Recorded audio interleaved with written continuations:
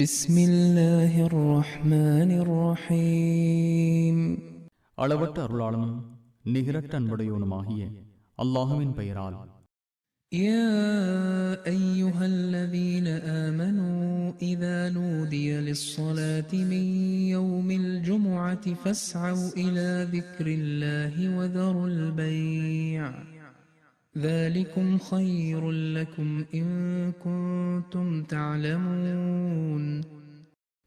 நம்பிக்கை கொண்டோரே, வெள்ளிக்கிழமை தொழுகைக்காக அழைக்கப்பட்டால் அல்லாஹுவை நினைப்பதற்கு விரையுங்கள், வியாபாரத்தை விட்டுவிடுங்கள். நீங்கள் அறிந்தால் இதுவே உங்களுக்கு நல்லது.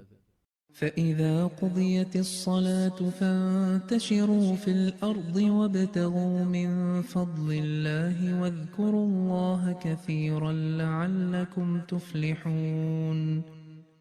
தொழுகை முடிக்கப்பட்டதும் பூமியில் அலைந்து அல்லாஹுவின் அருளை தேடுங்கள். அல்லாஹுவை அதிகம் நினையுங்கள், நீங்கள் வெற்றி பெறுவீர்கள்.